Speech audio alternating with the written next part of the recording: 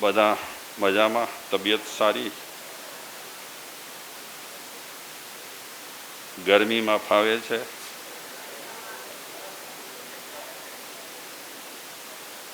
સત્સંગની વાત આપણે ચાલુ કરીએ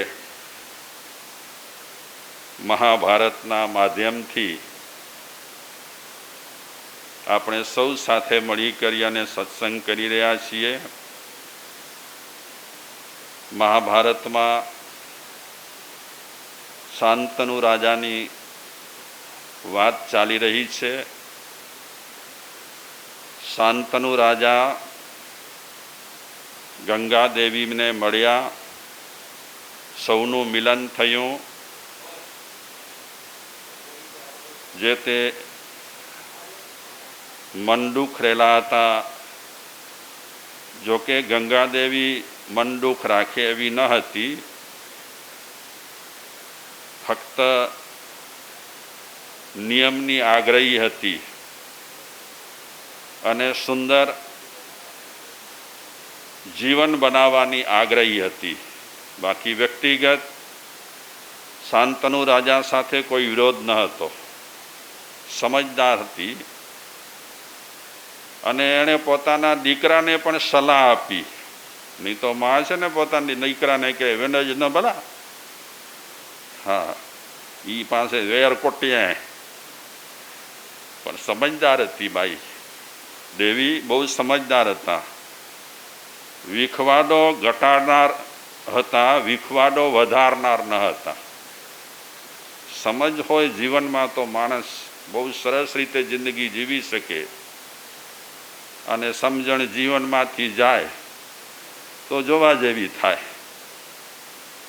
અત્યારે કોઈ પણ પરિવાર દુઃખી હોય, કૌટુંબિક કલહ હોય તો સમજણનો અભાવ. જ્યાં સમજણનો અભાવ હોય ત્યાં વિવાદો હોય, વિખવાદો હોય, કજિયા હોય, કંકાસ હોય, તોફાન હોય, મારામારી હોય, બધું હોય. અને મહાપુરુષોએ આપણા પર દયા કરી છે કે સત્સંગ થયું. ગ્રંથો એટલે શું? સત્સંગ થયું છે એનો સંગ્રહ. જે તે સમયમાં મહાપુરુષોએ લોકો સાથે સત્સંગ કર્યો એનો સંગ્રહ થયો વાતોનો, એ બન્યા ગ્રંથ. અને અમૂલ્ય ગ્રંથો રહેલા છે. મારા તમારા મનમાંથી ઉપજાવી કાઢેલા નથી. અને આપણી બુદ્ધિ એ કેટલી, ગમે તેવા હોશિયાર હોઈએ, કેટલી બુદ્ધિ આપણી. હોશિયારી કરીએ ખોટા ને ફિશારીઓ મારીએ, બાકી બુદ્ધિ આપણી નથી હો. અત્યારે આપણને માધ્યમ તરીકે કોઈ ગ્રંથ લેવો પડે અને પોતાની બુદ્ધિથી કરવા જઈએ તો છબરડા વાળીએ ને ગોટાળા કરીએ. એટલે ગ્રંથો જેટલાય છે, જેટલાય ધર્મના છે, એના પર આદર ભાવ રાખવો, કોઈ ગ્રંથની ટીકા ન કરવી. આપણને એક મૂડી મળી છે, અમૂલ્ય મૂડી મળી છે, એની ટીકા ન થાય, એની નિંદા ન થાય, એના વિશે ઘસાતું ન બોલાય. મગજ ન પહોંચતું હોય, બુદ્ધિ ન પહોંચતી હોય તો ચૂપ રહેવાય, પણ ગમે ત્યારે ગમે તે વાતના ખોટા કોમેન્ટ ના દેવાય. શાસ્ત્રમાં તો કહે છે જરા માત્ર કોમેન્ટ ન આપડો ધાર્મિક ગ્રંથો પર. તમારી આપણી સૌની બુદ્ધિ બહુ નથી, ટૂંકી બુદ્ધિ છે. અને મહાપુરુષો દીર્ઘ દ્રષ્ટિવાળા હતા અને એમણે આ ગ્રંથો રચ્યા છે. મહાભારત પણ સંસ્કૃતિની એક મોટી મોડી છે. જે માને એમાં જે કહેવાયેલી વાતો છે પોતાના જીવનમાં અનુસરે તો થોડે ઘણે અંશે પણ આ કળિયુગમાં ઠીક જીવન જીવી શકે. તો ગંગા દેવીએ પોતાના કુંવરને શું કીધું કે જે રીતે તમે માતૃભક્તિ કરી તે રીતે તમારે પિતૃભક્તિ પણ કરવી જોઈએ. કચ્છી મેં જવા જાય દંભ તો એને કે ગચ્છ મેં લે આવા. દંભ તો એને ઘણા મળ્યા હતા, પણ કણો નથી રાખ્યો. માણસે ઘણી વખત કણો રાખે, જ્યાં સુધી બદલો ન લે ને ત્યાં સુધી ટાંપીને બેઠો હોય. જેવો લાગ મળે વ્યાજ સહિત બદલો લે. આ સમજદાર ગંગાદેવી બદલો લેવાની વાત જ નહીં. એમણે જે કર્યું તે એમના હિસાબે કર્યું, જરા પણ બંદૂક નથી.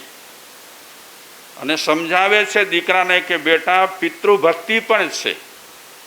જેટલો તારા પર મારો અધિકાર છે એટલો જ તારા પર તારા પિતાનો પણ અધિકાર છે.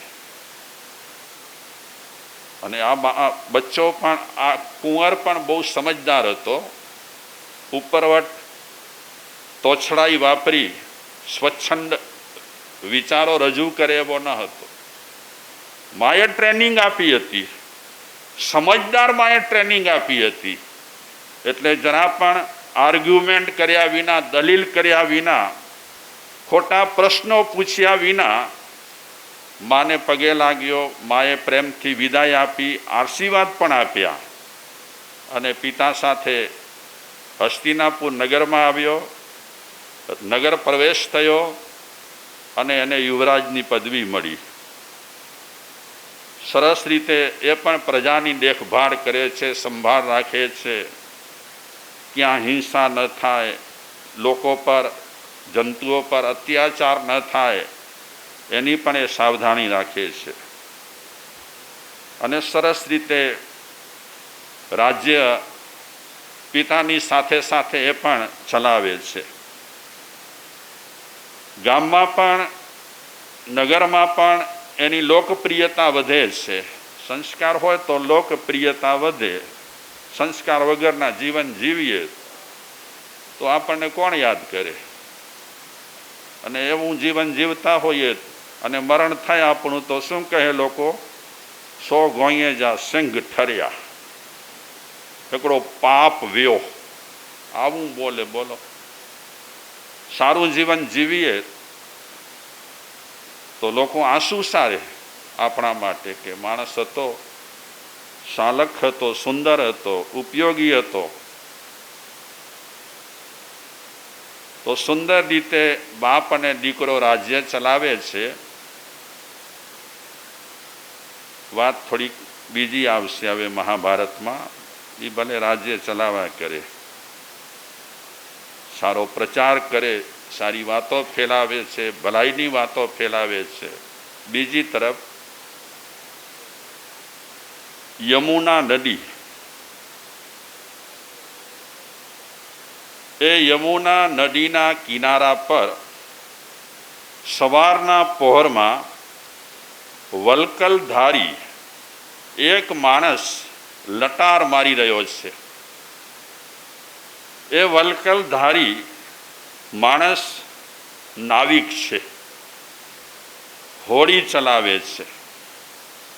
આજે સવારના પહોરમાં નદીના કિનારે એ ટહેલી રહ્યો છે, ફરી રહ્યો છે.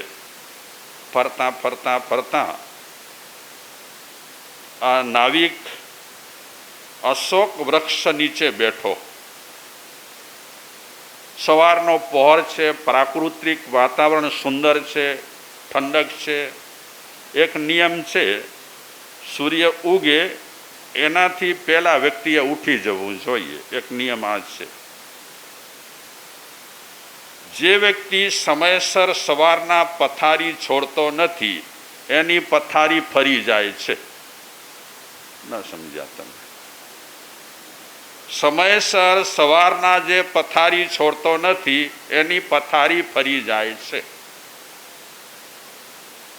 માનસિક રીતે, શારીરિક રીતે તકલીફો થાય.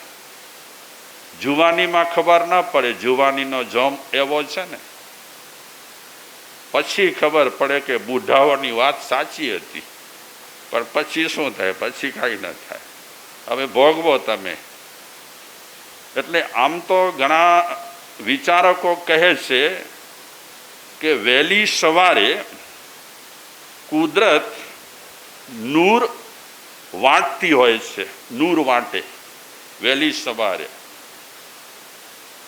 જે જાગેલો હોય એને નૂર આપે, જે પથારીમાં ઢોકરાની જેમ પડ્યો હોય એને નૂર ન મળે.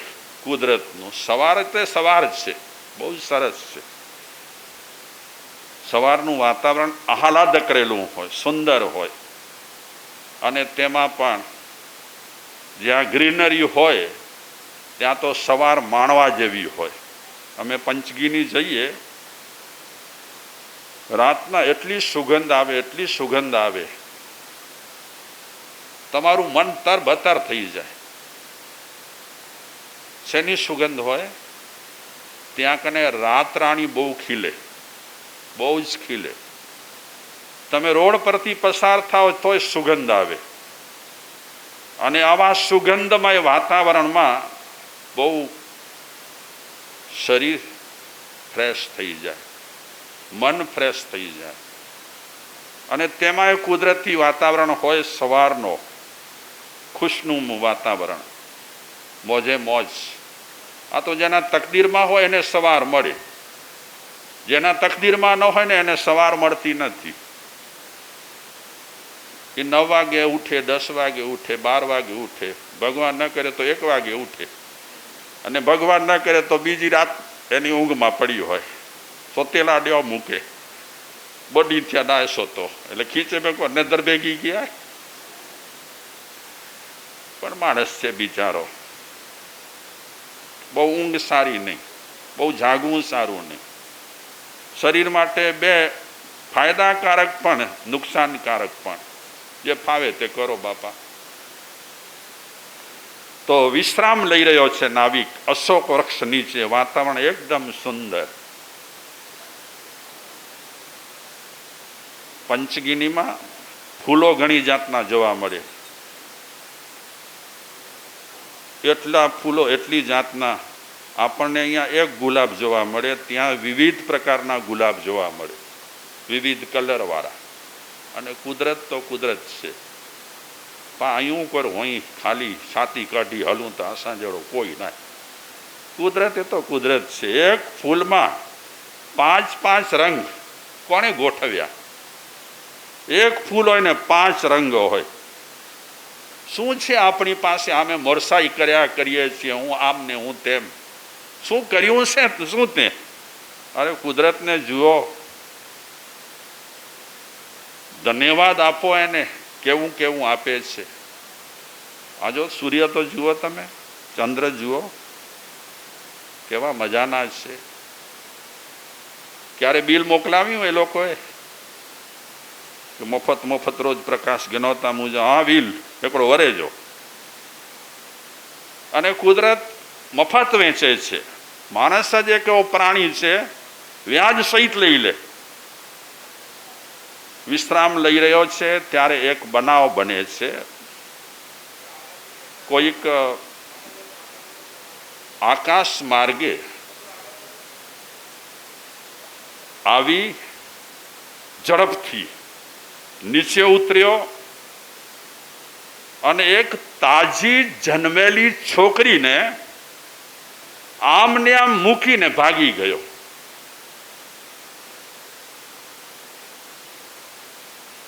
તાજી જન્મેલી છોકરી. કોણ હશે? શું કામ મૂકી ગયો હશે? ઝડપથી આવ્યો, ઝડપથી ચાલ્યો ગયો.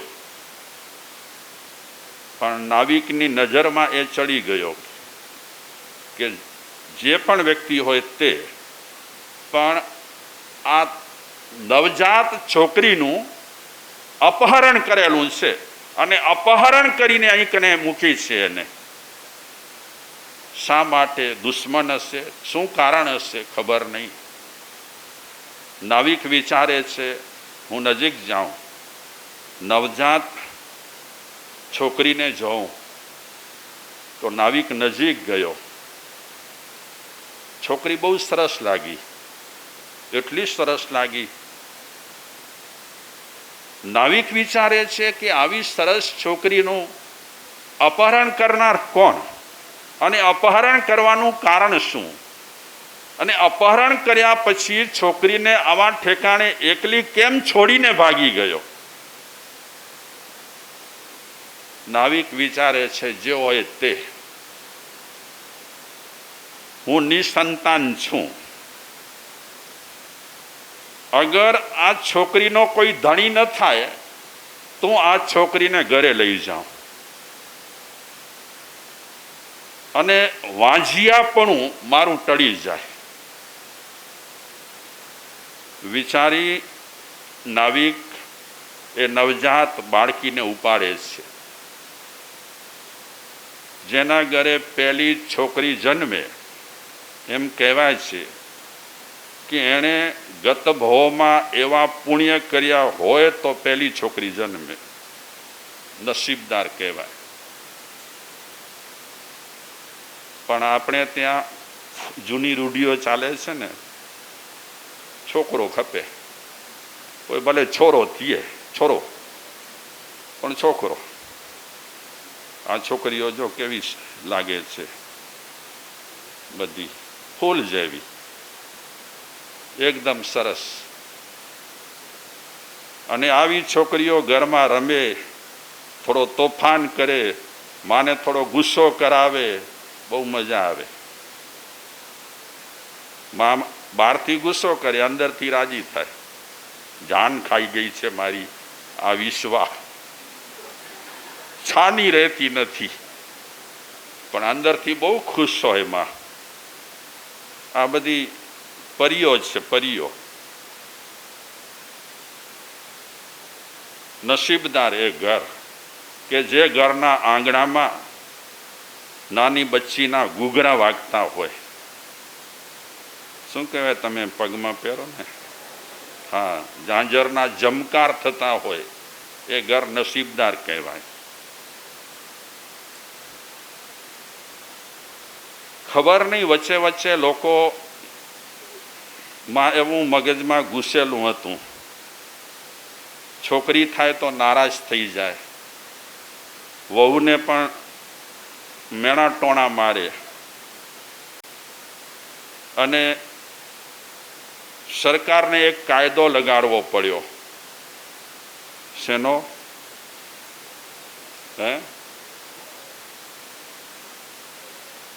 હત્યા થતી હતી. દીકરી ગર્ભમાં હોય અને એના ટુકડા ટુકડા ટુકડા કરી અને મારી નખાતી હતી. સરકારને કાયદો કાઢવો પડ્યો, ગર્ભ હત્યા એ પાપ છે. આવું બધું માણસે કર્યું છે, જાનવરોએ નથી કર્યું. એ દીકરી કેટલી પુણ્યશાળી કહેવાય, ભાગ્યશાળી કહેવાય કે તમારા ઘરમાં જન્મ લેશે. એ જન્મ લે એનાથી પહેલા એના ટુકડા ટુકડા ટુકડા કરી નાખો, એ માણસ ન કહેવાય, નર ન કહેવાય, સારું ન કહેવાય. ગુણવંત શાહ ગુજરાતીના કવિ છે, એ દીકરી માટે લખે છે, એ મને હરી લે એ નાચતી કૂદતી દીકરી, એ મન હરી લે નાચતી કૂદતી દીકરી, પરીની પાંખો સાથે એ દોડતી દીકરી, પરીની પાંખો સાથે દોડતી એ દીકરી. એ રીતે તમારા મનને સ્પર્શી લે જાણે, એ રીતે તમારા મનને સ્પર્શી લે જાણે, એના થકી દુનિયા. તમારી દુનિયા જ એ દીકરી, તમારી દુનિયા જ એ દીકરી. દીકરી વિનાના પરિવારમાં ખૂટે છે શું? દીકરી વિનાના પરિવારમાં ખૂટે છે શું? દરેક ઘરમાં એક દીકરી તો હોવી જ જોઈએ, એવું વડીલો પણ કહેતા. એનું કારણ છે કે આજના જુવાનિયાઓ રસ્તા પર છોકરીઓ પસાર થાય ત્યારે ઠેકડી ઉડાડે, એની મજાક કરે, મસ્કરીઓ કરે. એ યુવાનના ઘરમાં એની બહેન હોય તો એને ખબર પડે કે હું કોકની બહેનોની મસ્કરી કરું છું, ઠઠા કરું છું, મારા ઘરમાં પણ એક મારી બહેન છે. અગર હું આવી રીતે જાહેરમાં કહીશ તો કાલે મારી બહેનની પણ કોઈ ઠઠા મસ્કરી કરશે. એટલે દરેક ઘરમાં અહેસાસ થવો જોઈએ. દીકરીઓ હોય તો અહેસાસ થાય, અને દીકરી ન હોય તો ઘણી વખત જુવાન છોકરાઓ ગમે તે બહેનોની મસ્કરી કરે, પોતે જાણે હોશિયાર છે, આખી દુનિયાનું જ્ઞાન એમની પાસે છે, અને છોકરીઓની મસ્કરી કરે. દીકરી વિનાના પરિવારમાં ખૂટે છે શું? અધૂરી ગણાય. દીકરી વિનાના પરિવારમાં ખૂટે છે શું? ગમે તેટલો વરસાદ પડતો હોય, ગમે તેટલો વરસાદ પડતો હોય તોય આ પૃથ્વી ઝાકળ બિંદુ વિના અધૂરી ગણાય. તો પણ આ પૃથ્વી ઝાકળ બિંદુ વિના અધૂરી ગણાય. સરસ શબ્દો વાપરે છે. ગુણવંત શાહ કહે છે, મોગરાની મહેક, ગુલાબની ભવ્યતા અને પારિજાતની દિવ્યતા કોઈ ઝાકળ બિંદુમાં એકઠી થાય ત્યારે પરિવારને એક દીકરી પ્રાપ્ત થાય. સંવેદનશીલ વાતો રહેલી છે આ ગુણવંત શાહની, કે દીકરી ઘરમાં ક્યારે પ્રાપ્ત થાય કે મોગરાની મહેક, ગુલાબની ભવ્યતા અને પારિજાતની દિવ્યતા કોઈ ઝાકળ બિંદુમાં એકઠી થાય ત્યારે પરિવારને એક દીકરી પ્રાપ્ત થાય. આવો મહિમા દીકરી માટે ગાયો છે. દીકરી મારી લાડકવાઈ, દીકરી મારી લાડકવાઈ, દેવની દીધેલ છે.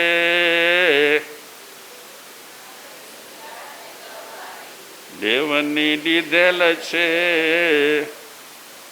પછી શું?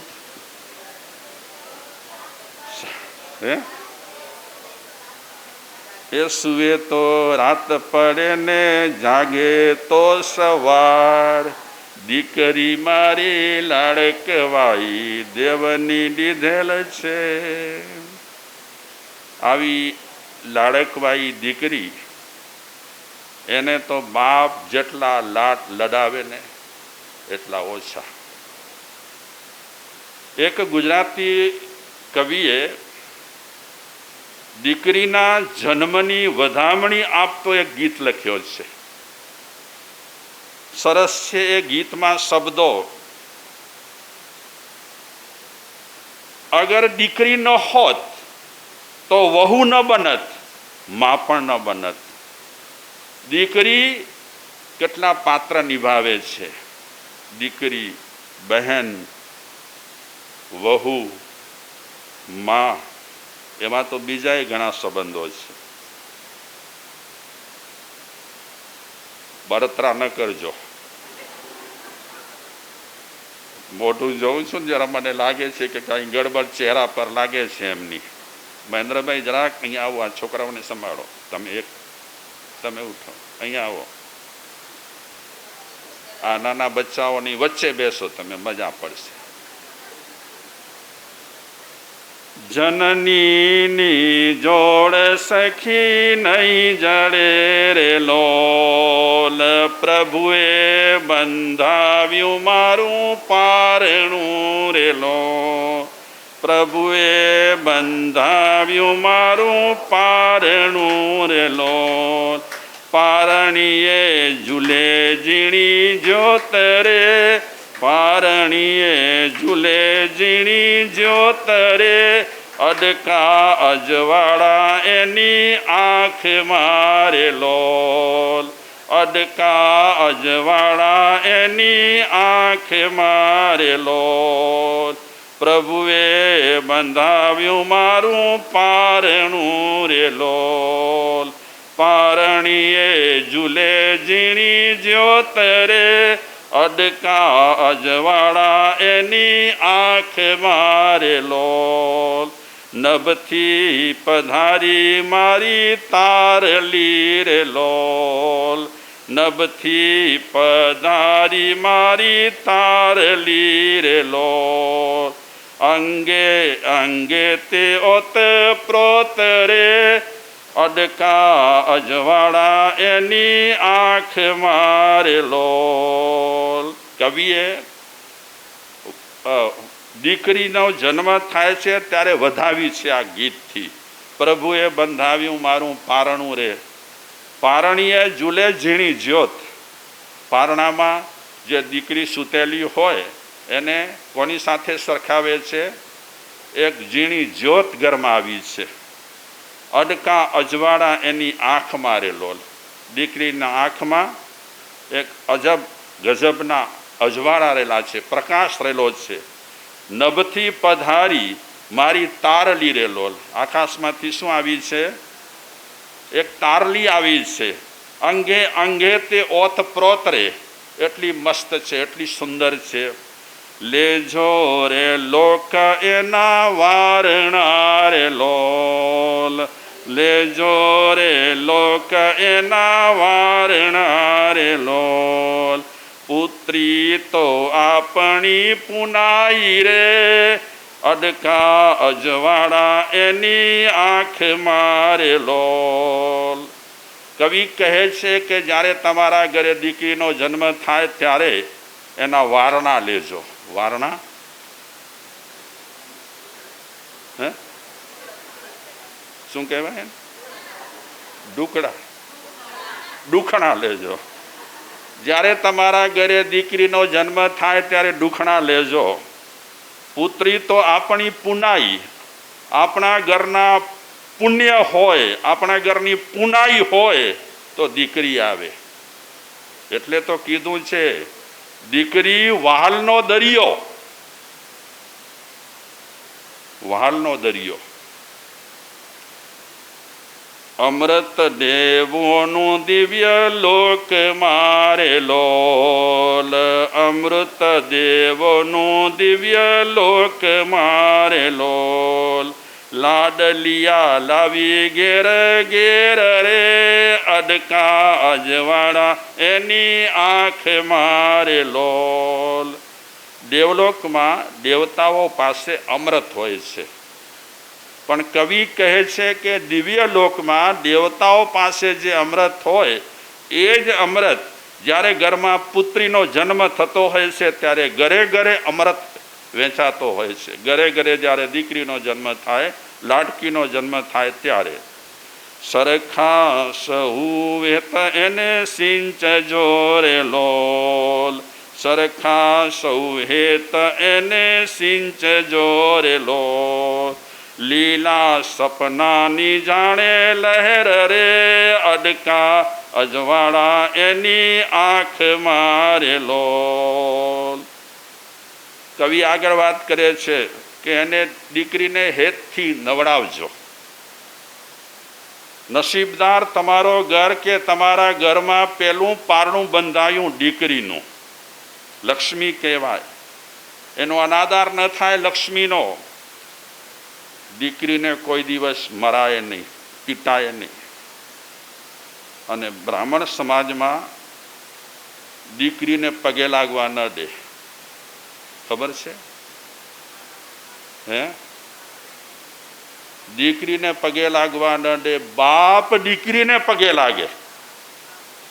આવો મહિમા છે. અમારા એક બ્રાહ્મણ પરિચિત હતા મુંબઈમાં. એમણે કીધું મારી દીકરીને નમાડું નહીં કોઈ દિવસ. અમે નમીએ એને, કારણ કે એ દીકરી મોટી થશે એટલે એને વિદાય આપવી પડશે. એટલે એને જેટલો વહાલ કરવો હોય પેટ ભરીને કરો. અને મા બાપ વહાલ કરતા હોય, ભાઈ વહાલ કરતો હોય તો મને નથી લાગતું કે છોકરીઓ રસ્તો ચૂકી અને આઉટલાઇનમાં જાય. પ્યાર મળતો હોય પૂરેપૂરો છલોછલ. ગૌરીના ગીતની એ ગુલછડી રે લોલ. ગૌરીના ગીતની એ ગુલછડી રે લોલ. દુર્ગાના કંઠનો હુંકાર રે, અદકા અજવાળા એની આંખ મારે લોલ. ગૌરીના ગીતની એ ગુલછડી રે લોલ. દુર્ગાના કંઠનો હુંકાર. જેટલા અહીંયા બહેનો બેઠા છે બધામાં જગદંબા છે, બધામાં જોગમાયા છે, બધામાં અંબામાં છે. અને આ નાની દીકરીઓ એમનામાં તો માતાજી હાજરા હજુર છે. એમના કંઠમાં દુર્ગાનો હુંકાર રહેલો છે. કવિ કહે છે, બાપુની ઢાલ બને દીકરો રે લોલ, બાપુની ઢાલ બને દીકરો રે લોલ, કન્યા તો તેજની કટાર રે, અડકા અજવાળા એની આંખ મારે લોલ. દીકરો વાલનો દરિયો ન કહેવાયો, બાપુની ઢાલ બને દીકરો રે લોલ. બાપનો ઢાલ દીકરો, પણ કન્યા તો તેજની કટાર રે. કેવી છે કન્યા? મારા બાપુનું કોઈ અવર્ણવાદ બોલે? ખબરદાર છે. ઉગમણે પોર રત્ન આંખનું રે લોલ, ઉગમણે પોર રત્ન આંખનું રે લોલ, આથમણી સાંજે અંજવાસ રે, અકરા અડકા અજવાળા એની આંખ મારે લોલ, રમતી રાખો રે એની રાગીણી રે લોલ, રમતી રાખો રે એની રાગીણી રે લોલ, આબથી ઊંચેરો એનો રાસ રે, અડકા અજવાળા એની આંખ મારે લોલ, રમતી રાખો રે એની રાગીણી રે લોલ. નાની નાની બચ્ચીઓ હોય, આપસમાં ઢીંગલા ઢીંગલીની રમત કરતી હોય, ક્યારેક કોઈ કાંઈ બને, ક્યારેક કોઈ કાંઈ બને, આવા રમતમાં એને રમવા દો. એ તમારા ઘરના આંગણાને શોભાવે છે. આપણે પરીને નથી જોઈ, દેવલોકની અપસરાને નથી જોઈ, આ તમારા ઘરમાં પરીઓ આવી છે. એને રમતી રાખો, એને આનંદ કરાવો. એ તમારા ઘરમાં વધુ ટાઈમ રહેવાની નથી. એ થોડા સમયમાં તમારા ઘરમાંથી મોટી થશે, જુવાન થશે એટલે વિદાય લેશે. ત્યાં સુધીમાં પેટ ભરીને પ્રેમ આપો. છેલ્લે કવિ વાત કરે છે, રમતી રાખો રે એની રાગણી રે લોલ, આબથી ઊંચેરો એનો રાસ રે. નાની નાની છોકરીઓ છે, પછી રાસડા રમે. એમની રમત આપણા જેવી કૂડ કપટાઈવાળી ન હોય. આપણા બધાની રમત કેવી છે? કૂડ કપટાઈવાળી. 4 માણસો ભજન ગાય, એમાં એકને વધારે ભજન ગાવા દે તો બીજો વેંગો ચાલે. હે વળી ઈર્ષા કરે કે એને કે ભજન ગાઈ તે અચીંદો ન આવે તો કોલા દ્યો. ગાય છે, ગાવા દો ને.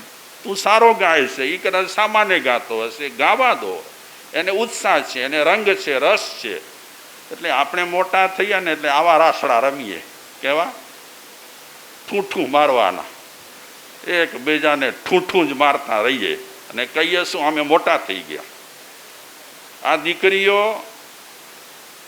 જ્યારે પણ રમત કરતી હોય એવા ટાઈમે ત્યારે રમવા દો.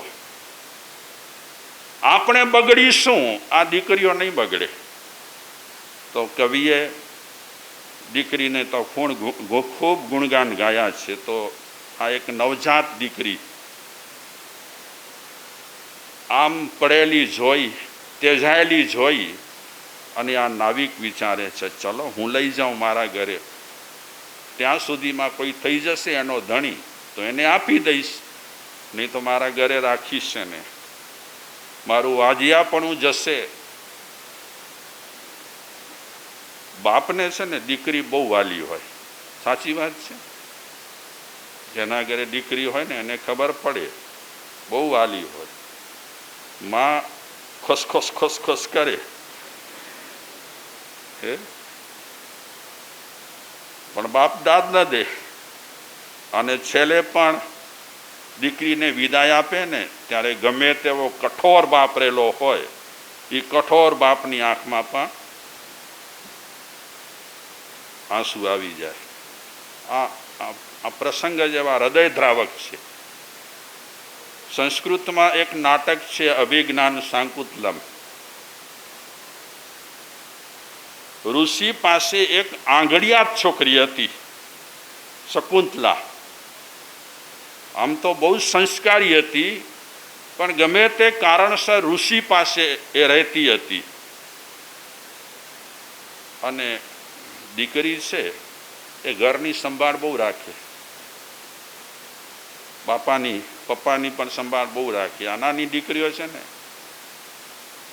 મેચ્યોરિટી માણસમાં વધારે પહેલાં આવે કે બહેનોમાં? ઈર્ષા કર્યા વગર બોલજો. મેચ્યોરિટી પહેલાં મહિલામાં વધારે આવે કે આદમીઓમાં? નહીં બોલે.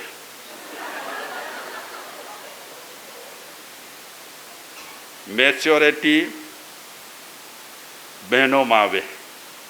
આ નાની દીકરીઓ છે, પપ્પા બીમાર હશે ને અને દવા ક્યાંક રાખી હશે તો એ દીકરીઓ દવા લાવશે, પાણી લાવશે. પપ્પાને કે ખાઓ, ખાવી પડશે દવા, કેમ ન ખાવ? બહુ નાનપણમાં મેચ્યોરિટી હોય. નાના ભાઈ હોય કે મોટા ભાઈ હોય, સ્કૂલેથી આવે તો બહેન પાણી પીવડાવે. માણસ લટો પઠો પડ્યો હોય, કાંઈ મન ન થાય. બોલો, કાંઈ મન ન થાય. મેચ્યોરિટી પહેલાં બહેનોમાં આવે. જોજો આ નાની બચ્ચીઓ છે, બહુ સમજદાર, બેઠી છે, ખુશખુશ નહીં કરે. આ દીકરાઓ છેલ્લે સુધી ખોસખોસ ચાલુ જ પડી હોય. એમાં મહેન્દ્રને વચ્ચે બેસાડવો પડ્યો છે. આ દીકરીઓ ભલે જરાક કરે, પણ તે છતાં એકદમ જો કેવી ધ્યાનથી સાંભળે. આ છોકરી આવે ને એકદમ ધ્યાનથી સાંભળે, એકદમ નજર મારી તરફ હોય. આ દીકરીઓ જો, આજે તમને મજા નહીં આવે મને ખબર છે.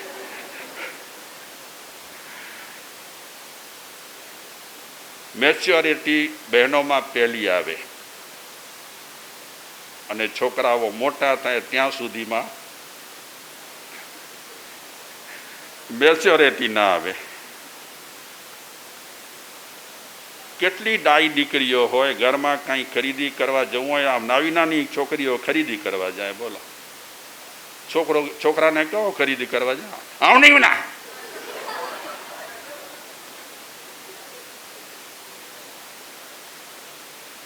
સાચી વાત કહેવામાં વાંધો છે કાંઈ તમને?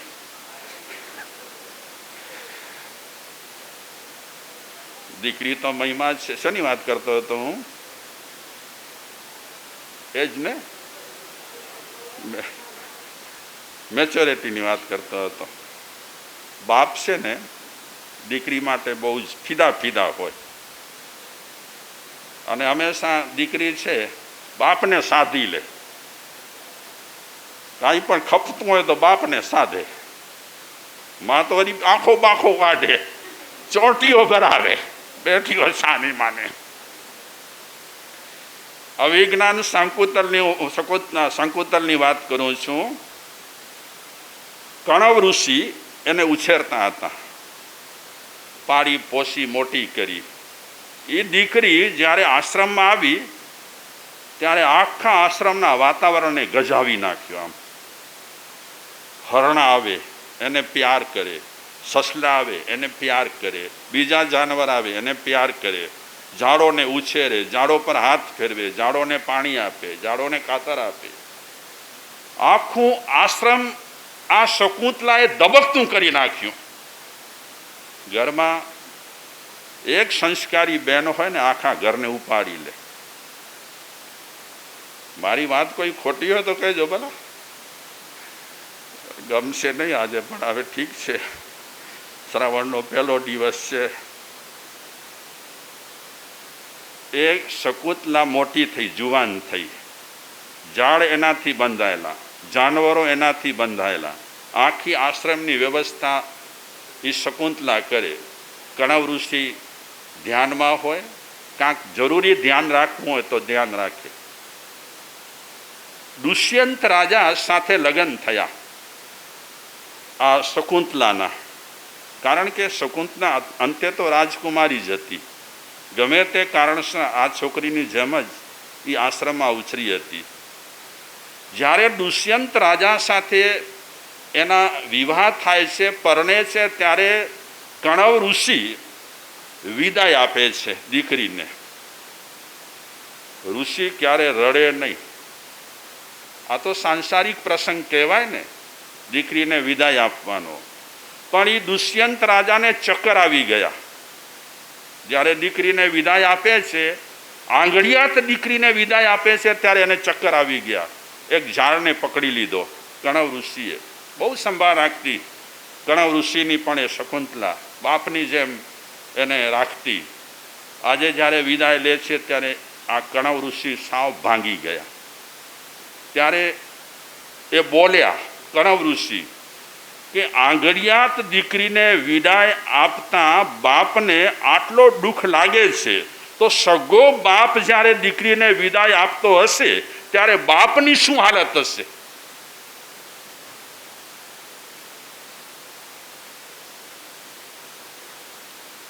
આ અભિજ્ઞાન શાકુંતલમ નાટક વાંચ્યા પછી અને આ ઘટના વાંચ્યા પછી એક વિદેશી માણસ આ આખા ગ્રંથને માથા પર લઈને નાચ્યો હતો કે શું ભાવ ભરેલા છે.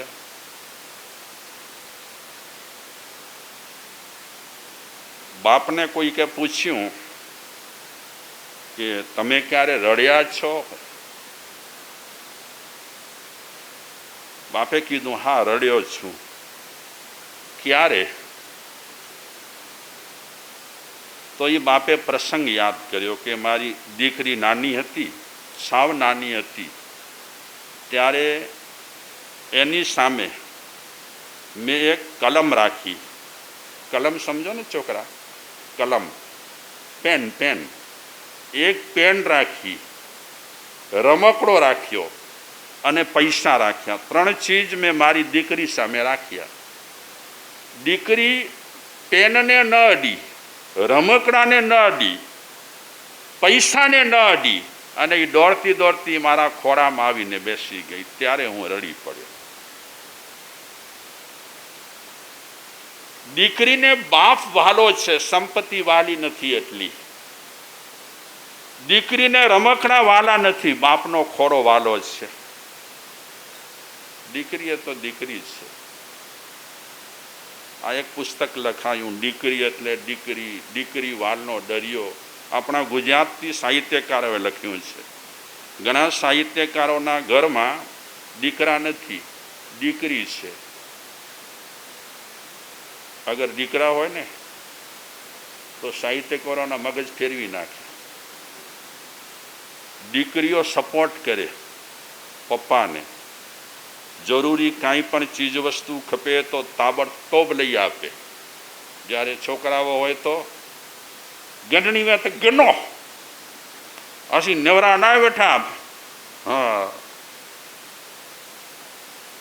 અને આમે જ્યારે બાપ બીમાર હોય ને ત્યારે દીકરી સંભાળ બહુ રાખે. બાપુજી દવા કેમ તમે ટાઈમસર નથી લેતા? લ્યો આ દવા. છોકરાઓનો વારો આવે ને, બાપને દવા પાવાનો તો શું કહે, ખાણી વાત ખાયો, રોજ કેર ફસે, દવા ખાતા ખાતા. એ અવાજ કોનો છે? હે, દીકરી નહીં બોલે આવું ક્યારે પણ. તમે જોજો, સામાન્ય ઘરની હશે ને તો પણ નહીં બોલે. બાપ માટે તો એ અડધી અડધી થઈ જાય, બાપ માટે કુરબાન થઈ જાય. દીકરી પરણી જાય ને સાસરે હોય ને ત્યાંથી પણ ફિકર કરે. બાપને ફોનમાં કે પપ્પા તબિયતની સંભાળ રાખો, ભલા બહુ દોડાદોડી ન કરો, ત્યાંથી ધમકી આપે. આ સંસારમાં અને કુટુંબમાં એક જ એવી વ્યક્તિ છે બાપને ધમકાવી શકે. એ કોણ છે? દીકરી. પ્યાર પણ કરી અને ધમકાવે પણ એ દીકરી. હું પછી વખાણ કરીશ. આ એક એક આપણા કિંમતી હીરા છે, પછી વખાણ કરીશું એના. પણ હવે વિષય આવ્યો છે એટલે આ ચર્ચા કરીએ. ચલો, બહુ જ આ એક સંસારમાં એવી ઘટના રહેલી છે દીકરીની બહુ જ સુંદર ઘટના છે. ભગવાન મહાવીર પરણ્યા હતા. ભગવાન મહાવીર થઈ ગયા ને, એ પરણ્યા હતા, લગ્ન થયા હતા. લગ્ન કર્યા પછી એમની એક જ દીકરી હતી. કોઈ જૈન બેઠા હશે તો એમને ખબર હશે, ભગવાન મહાવીરની એક જ દીકરી. અને એ સમયમાં આવા સમર્થ વ્યક્તિએ પણ જગતને સૂચના આપી કે દીકરા જ નામ રાખે એવું જરૂરી નથી, ક્યારેક દીકરીઓ પણ નામ રાખે છે. અને પ્રાય કરીને દીકરીઓ દારૂ ન પીએ, પ્રાય કરીને પીએ. આ જો આપણા નંગ એક એક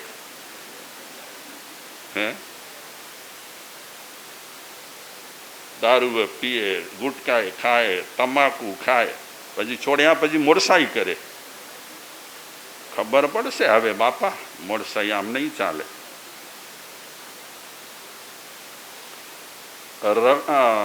લોકમાન્ય તિલક,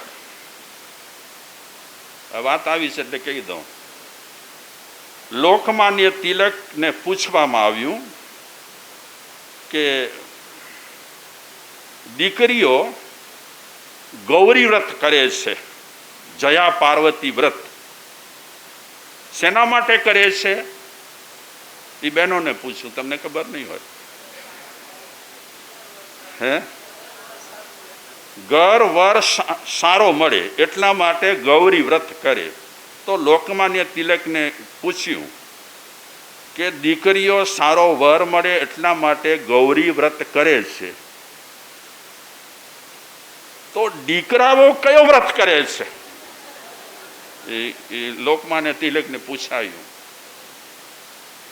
સારો વર મળે એટલે દીકરીઓ આ વ્રત કરે છે, તો પુરુષો કયો વ્રત કરે છે?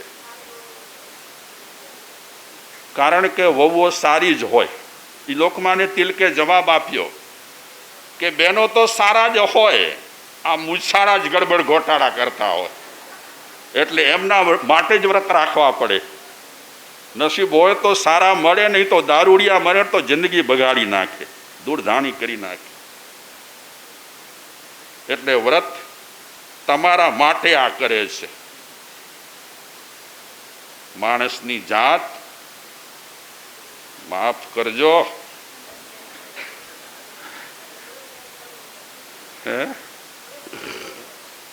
માણસની જાત બહુ સરસ છે, વખાણીશું પછી ક્યારેક. આજે તમે મને માફ કરજો. આ નાવિક દીકરીને ઘરે લાવ્યો. ઘરવાળીને વાત કરી કે આવી રીતે આ છોકરી મને મળી છે, જોતા મને બહુ જ ગમે છે અને ખૂબ રાજીપો થાય છે મને, આપણે આને ઉછેરીશું. ધર્મપત્ની ઘરવાળી કહે છે કે બહુ સરસ, આ દીકરી મને ગમી પહેલી વખત જોઈને, કેટલી સરસ છે. પણ આકાશવાણી થઈ હતી, જ્યારે દીકરીને લઈને ઘરે જતો હતો ત્યારે આકાશવાણી થઈ, ગેબી અવાજ થયો કે તમારા હાથમાં જે કન્યા રત્ન છે એ જે તે નથી, રાજવી કન્યા છે આ, તમે દીકરી તરીકે તમારા ઘરે ઉછેરજો.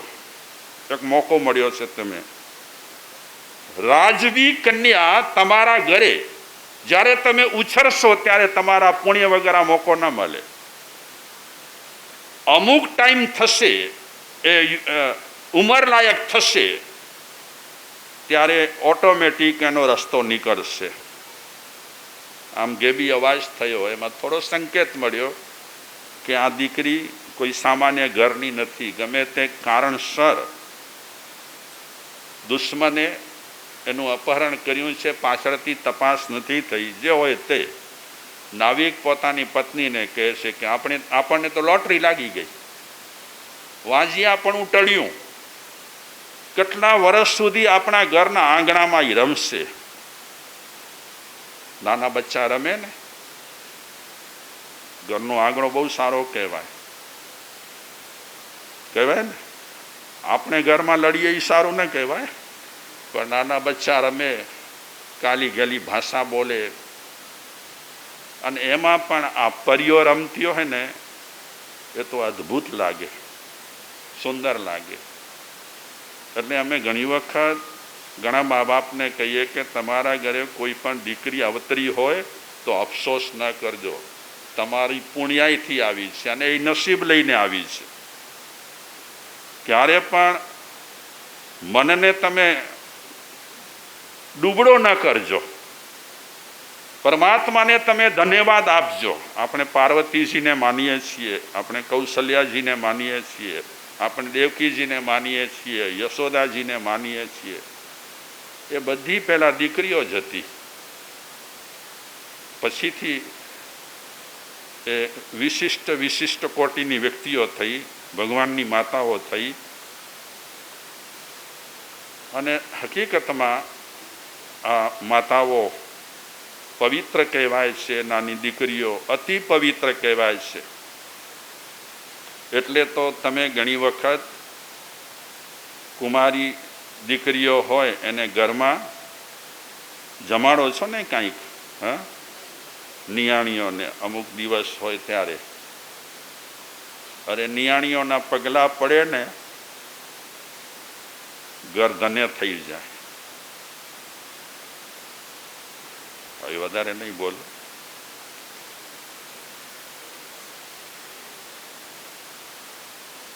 ઉછેરે છે એને અને નામ પાડે છે, એનું સરસ નામ પાડે છે, રત્નવતી એવું નામ પાડ્યું. નાની છે, બચલી છે. બહુ જ નાવિકના ઘરમાં એટલો આમ ઉજાસ થઈ ગયો. ઘર સૂનું હતું, સંતાન ન હતું ને. સાંસારિક લોકો હોય એ ગમે તેવા ત્યાગી હોય તે છતાં પણ સંતાન જ્યાં સુધી સંતાન સુખ ન મળે ત્યાં સુધી એમને અધુરાશ લાગતી હોય.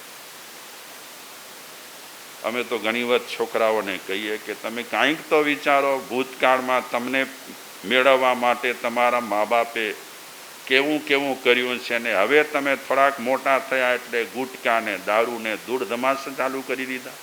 શરમ આવે છે તમને? કંઈક તો વિચારો. તમારું મુખ જોવા માટે એમણે શું શું કર્યું છે, કેવી કેવી તકલીફો વેઠી છે. અને હવે જ્યારે એમને સમજવાનો અને સંભાળવાનો સમય આવ્યો છે ત્યારે તમે આવી લાઈનો પર ચડી ગયા છો. ખરેખર જો આપણામાં સમજણ હોય તો આવું ન થવું જોઈએ. ઉછેરે છે દીકરીને. અમે તો હમણાં 2-4 વર્ષથી પુત્રી પૂજન રાખીએ છીએ અને અદ્ભુત વાતાવરણ હોય. બધી દીકરીઓ આવે આખા ગામની અને એની પૂજા કરે એમના ઘરવાળા, એક એક દીકરીની. સુંદર વાતાવરણ થાય. અરે ઘણા રડી પડે આ દ્રશ્ય જોઈને. પુત્રીઓના પૂજન થતા હોય, આ કોમળ ફૂલ જેવી છોકરીઓ હોય એના પૂજન થાય. આના ઘરમાં મારે શ્રી કહે છે અહીંયા પણ આપણે પુત્રી પૂજન કરશું તો બહુ ઓર આનંદ આવશે. અને અહીંયા તો ગાનારા પણ ઘણા છે, એકબીજાથી આમ ટપી જાય એવા ગાનારા છે. સરસ ઉછેરે છે, સુંદર રીતે ઉછેરે છે. અને દીકરી જેમ જેમ મોટી થતી જાય છે તેમ તેમ ચપળતા બહુ હોય. ઘણી દીકરીઓમાં બહુ ચપળતા, સ્માર્ટ બહુ હોય. એની કંઈ ખબર ન પડતી બોરી. એ બેચારા વધતા પણ આ બહુ સ્માર્ટ હોય. એટલા સ્માર્ટ, જો કે બચ્ચાઓ પણ સ્માર્ટ હોય છે, બધું જ સાંભળતા હોય, કથા બથા ધ્યાનથી સાંભળે. બહુ સરસ છે. એ પણ ફૂલ જેવા જ છે, પણ બહુ જ સરસ છે. તો આ દીકરી મોટી થાય છે પછી નાવિક કન્યાઓ હોય ને બધી ભેગી થાય રમત કરે, નાચે કૂદે ગાય, અવાજ કરે, બહુ મજા આવે નાવિકને. અને પછી તો જેટલો નાવિક સમાજ હતો ને, એ નાવિક સમાજ આ છોકરીને ખાસ જોવા માટે આવે. એ નાવિક સમાજ એમ માનતો હતો કે કોઈક દેવી આવી છે, એટલે સવારના પોરમાં એના દર્શન કરવા આવે. બહુ ખુશ થાય કે જ્યારથી આવી છે ત્યારથી આપણા સમાજમાં ખૂબ મોજ મજા છે, આનંદ છે. અને છોકરીને આમ દેવીની જેમ પૂજતા બધા નાવિક સમાજ. આ નાવિક મુખ્ય હતો એ નસીબદાર ને આવી દીકરી ઘરમાં ઉછરી રહી છે. આમને આમ સમય પાસ થાય છે અને છોકરી બાલ્ય અવસ્થામાંથી પસાર થઈ અને હવે યુવાન બને છે. તો એ શું કરે, બધી એની બહેનપણીઓ હોય ભેગી થાય અને યમુનાના કિનારે રાસડા રમે. એનો કંઠ બહુ સરસ, એ રત્નવતીનો બહુ કંઠ સરસ. નાવિકો થોડા માટે થંભી જાય એ જ્યારે ગાય ત્યારે. અને તેમાં પણ આ નવજુવાન કન્યાઓ જ્યારે રાસડા રમતી હોય ત્યારનો દ્રશ્ય તો અલૌકિક રહેલો હોય. નાવિકો તો એટલા ખુશ થાય સમાજ કે હવે આ દીકરી કેટલી સુંદર છે. બહુ પુણ્ય જેના હોય ને એને જ ઘરમાં પહેલો ખોરો, પહેલી દીકરી મળતી હોય. અને એક દીકરીએ માને ચિઠ્ઠી લખી અને ચિઠ્ઠીમાં લખ્યું કે હું દુનિયા જોવા માગું છું, તમારી કુક્ષીમાં આવી છું, મને મારતા નહીં, મારા શરીરના ટુકડા ટુકડા ન કરતા, મને દુનિયા જોવા માટે તમે આપજો. એ માને પત્ર લખ્યો છે, બહુ કરુણાવાળો છે કે મને મારતા નહીં. આજે પણ ચોરી છુપીથી ગર્ભપાત થાય છે અને આજે પણ ઘણા ઘરોમાં એવી માન્યતા છે કે છોકરી અપશકન કહેવાય, એવું પણ કદાચ માનતા હોય છે.